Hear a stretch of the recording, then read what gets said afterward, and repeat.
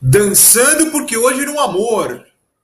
Eu sou Felipe Noronha, este é o Eu Vim de Santos para falar de Santos 1, Cianorte 0, um jogo relativamente tranquilo para o Santos Futebol Clube, que assim se classifica para as oitavas de final da Copa do Brasil.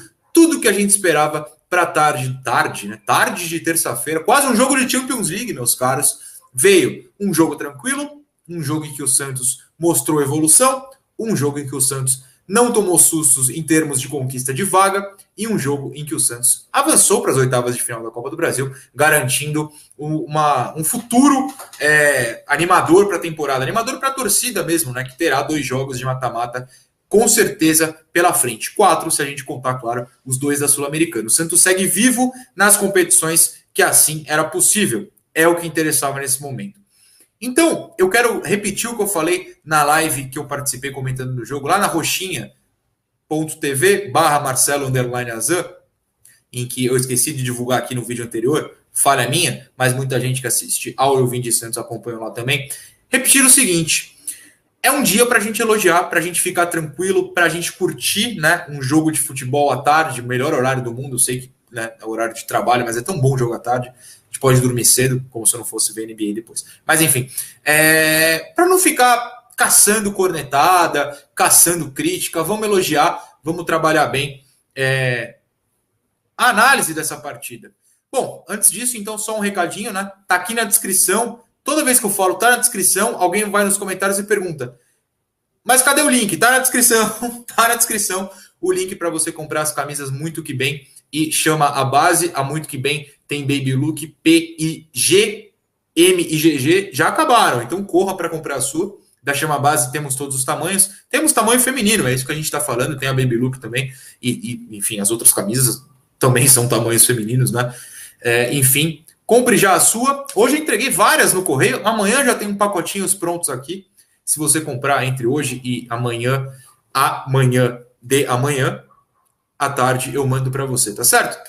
Muito bem. Santos 1, Cianorte 0. Uma partida em que a gente viu algumas coisas muito interessantes. A primeira, eu anotei aqui, ó, aos 43 minutos do segundo tempo. Eu vou ver até se depois eu tenho o vídeo para mostrar, que hoje eu ainda não tive. Os meninos, claro, não mandaram 1 minuto depois de acabar o jogo, eles não conseguiram mandar o vídeo ainda. Os meninos que gravam são maravilhosos.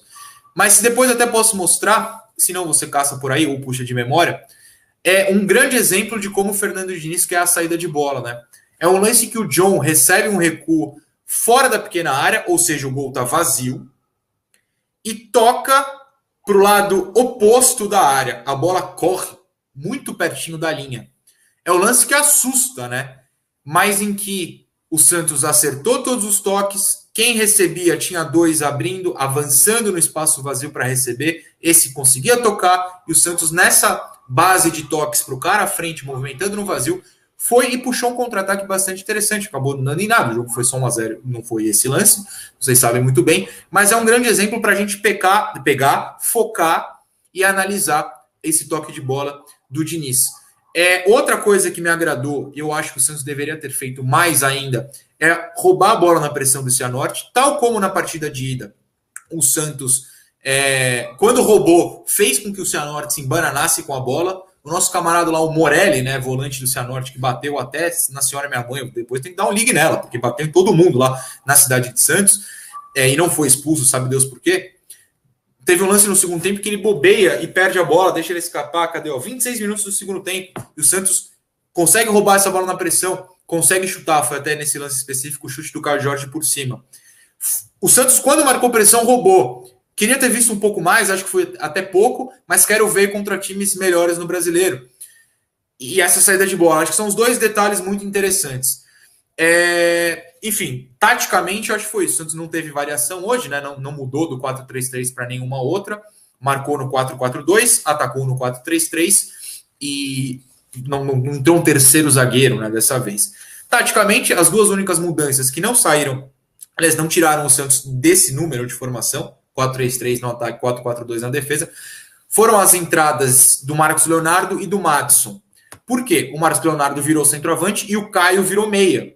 É algo que eu não sou um grande defensor, mas como o Pirani realmente não foi bem hoje, e o Caio estava, como foi contra o Ceará, eu mostrei aqui no vídeo, era o principal armador do time, também no primeiro tempo. No segundo ele virou de fato armador e até criou jogadas. Aqui o Marcos Guilherme recebe na área e chuta até fraco, né? E o goleiro defende, é uma jogada criada por ele. Então essa foi uma mudança ali, se não tática nos números, tática de tipo de jogador a fazer tal função. E a outra questão foi o Maddison, mas quando eu falar do Maddison no jogador a jogador, eu comento essa, que foi talvez a única coisa que tenha me desagradado nessa partida. Não é uma crítica ao Maddison, é uma dúvida que eu tenho e quero ver vocês comentando aqui embaixo, tá certo? Acho que da análise do jogo em si foi isso. Agora, eu não sei quando é o sorteio das oitavas, mas acredito, até onde eu sei, que todo mundo, entre hoje e quinta-feira, todos os times estejam decididos. Agora vem pedreira, né? Não vai ter coisa fácil. Eu até abro a tabela da Copa do Brasil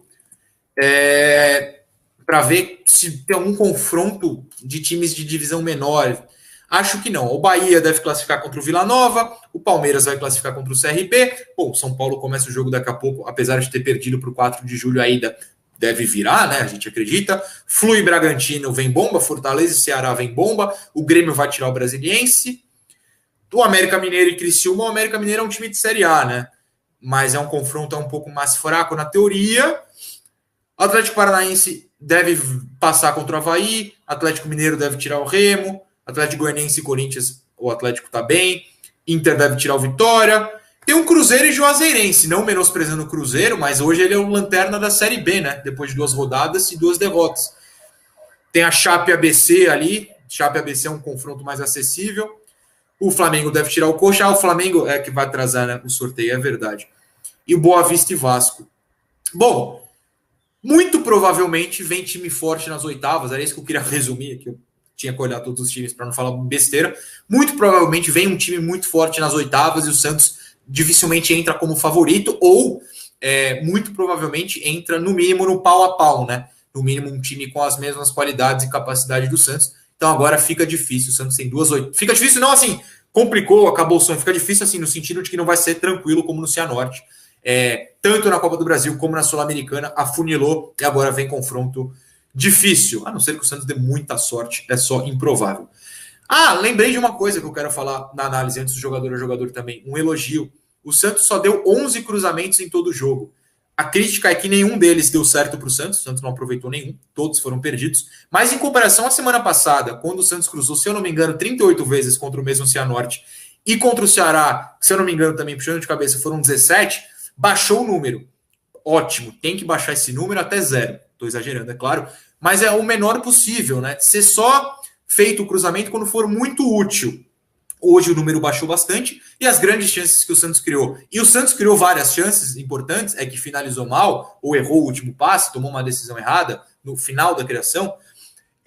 Não foram de cruzamentos, foram de bola no chão. O Santos tem essa capacidade, tem jogadores que sabem tocar a bola.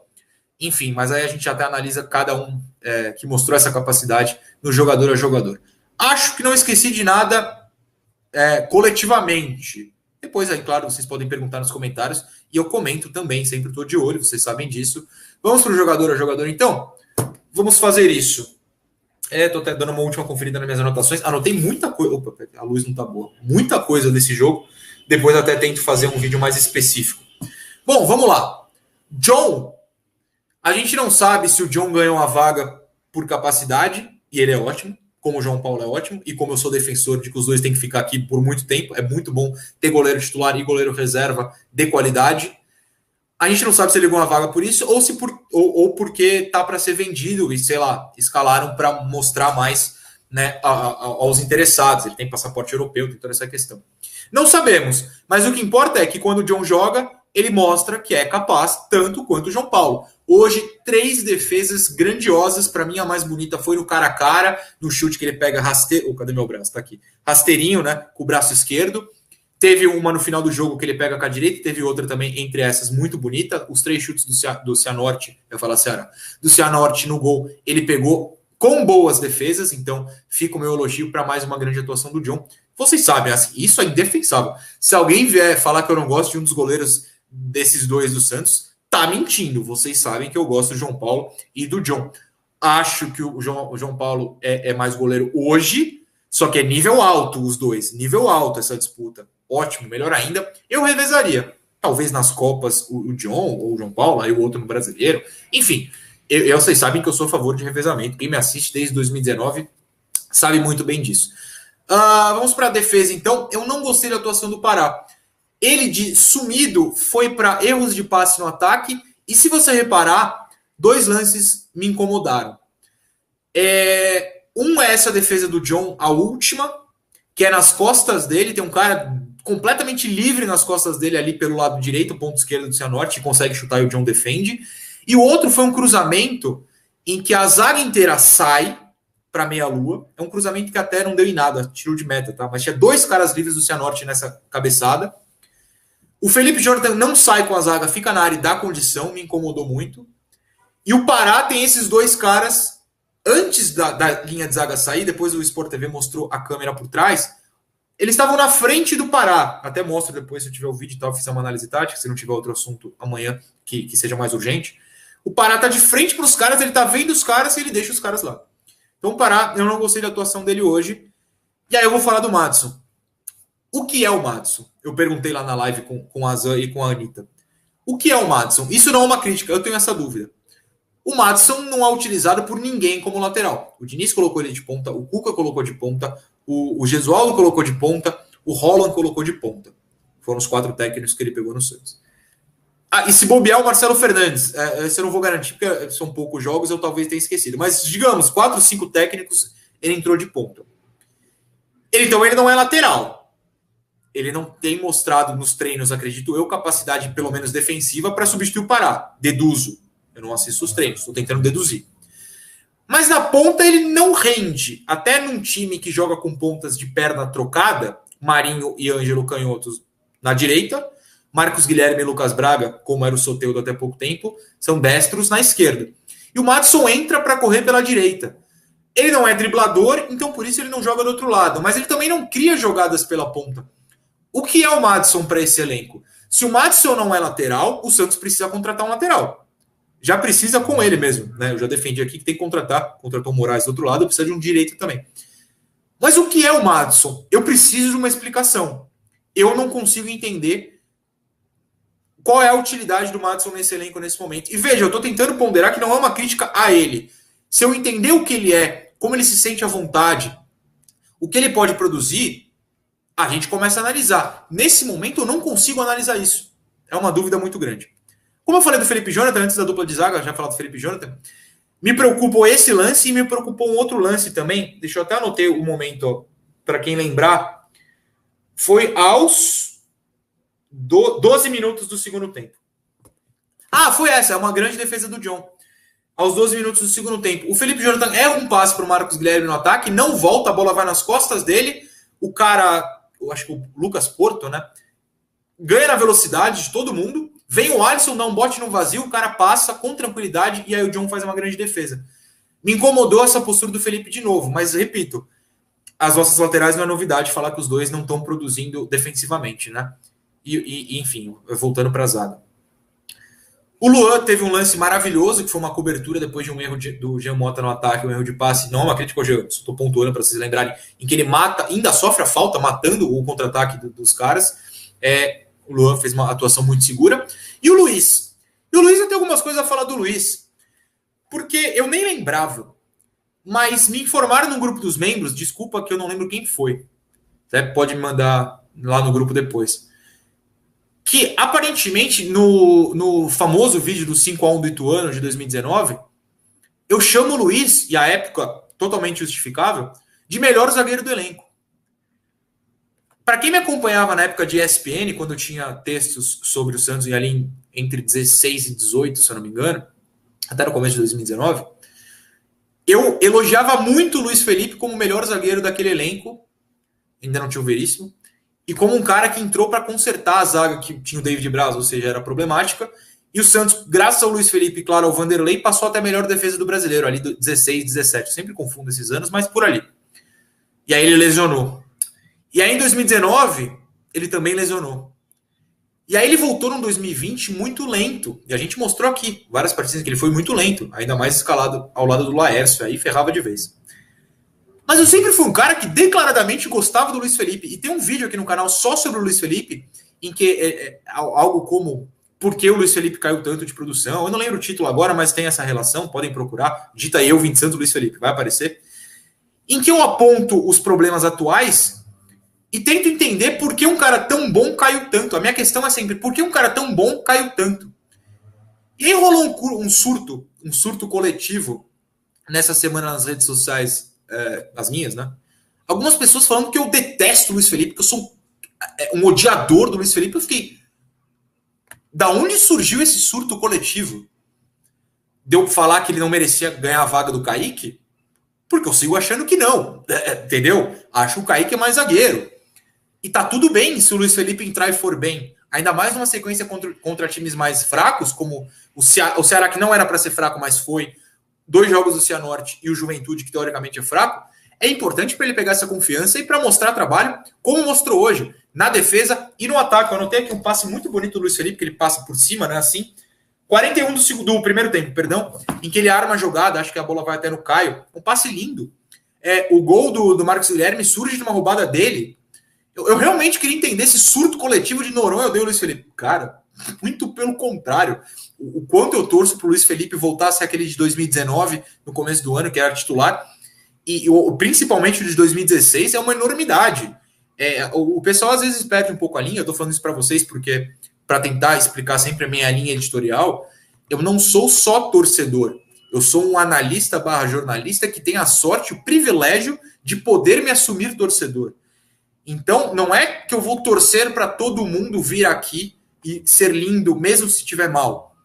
Eu vou torcer para isso, porém analisando quando estiver mal também, né? O pessoal às vezes se emociona. Os vídeos, alguns vídeos de super elogios meu, Lucas Braga, Caio, Sanches, chamando ele de colaborador, são meio que... O Alisson, um vídeo saiu segunda-feira, ontem de manhã, em que eu justifico várias coisas boas do Alisson, foi metade, né, boas e ruins. O pessoal ignora e foca ali no comentário, caça aquele comentário de crítica. Gente, vamos ser da paz. Esse canal tem muito mais elogio que crítica, por mais que vocês se apeguem às vezes à crítica. Isso, eu não estou reclamando do pessoal, eu só queria entender esse surto coletivo, achando que eu não gosto do Luiz Felipe, pelo amor de Deus. Toda a força para ele, qualidade ele tem, já falei isso várias vezes aqui. Inclusive me alonguei nele porque semana passada não. No jogo de sábado eu não falei nada da zaga e falaram, é por causa do Luiz Felipe. Não, é por causa da zaga. Eu estava tão focado no ataque bom que o Santos mostrou que eu falei, volto depois na zaga e não voltei, porque eu falei, eu já falei muito do ataque, vamos ser alegre. E hoje eu incluí a zaga nessa alegria, não tem problema não. Acho que o Alisson, já passando para o meio, não foi bem. Tem um lance de outra defesa do John, em que ele erra o passe e arma o contra-ataque. Esse bote no vazio, nesse lance que eu narrei do Felipe Jonathan, também foi abaixo. Acho que realmente nesse momento seria interessante para o Diniz trocar por alguém ali. Claro, seria o Sandri, não tem o Sandri, mas ele pode ser bom de grupo e pode não perder o grupo, colocando o Alisson um pouco no banco, e o Alisson sendo um cara que ele é, né, inteligente, falando, tô mal, mas vou ajudar meus companheiros do banco também, não vejo problema algum nisso. O Giamotto fez uma partida interessante, armando o jogo lá de trás, tentando a coisa certa, então fica o elogio ao Jean, hoje só não fez um golaço, poxa, mas o Marcos Guilherme fez. E o Pirani hoje, ele foi mal na decisão.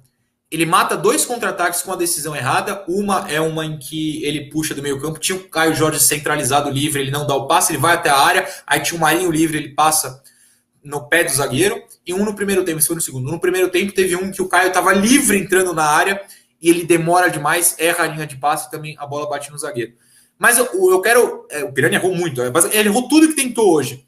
Mas a gente precisa valorizar quando o cara está no lugar certo para tentar. E ele não se omitiu de maneira alguma. Eu vou puxar um exemplo.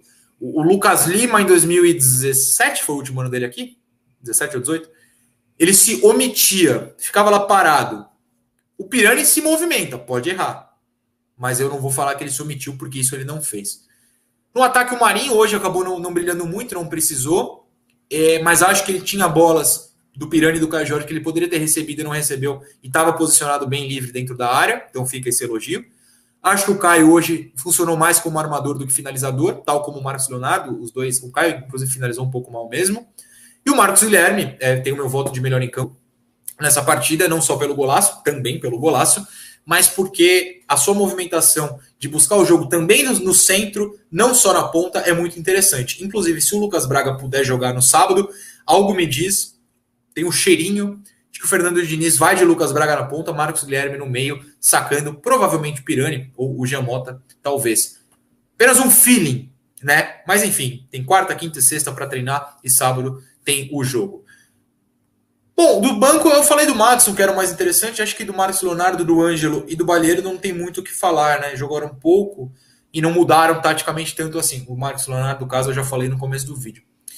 Espero não ter esquecido nada. Nem da zaga eu esqueci dessa vez, hein? Vamos no amor, hein? Vamos no amor. Beijo, senhores. Amanhã a gente volta. Ah, tem análise da seleção, né? Não sei se vou soltar à noite ou de manhã. Então, análise da seleção e depois alguma coisa. E, claro, 10 da manhã no YouTube da TV Cultura Litoral ou na própria TV Cultura Litoral na sua TV, se você mora na Baixada Santista, tem eu, minha pessoa, com Murilo Tauro e Caio Couto no Resenha Santista. E lá eu dou notas do jogo, hein? Lá eu dou notas. Lá eu sou pago para dar notas. Aqui eu evito. Mas lá, para quem tem curiosidade de me ver dando notas, no Resenha eu dou. Nós.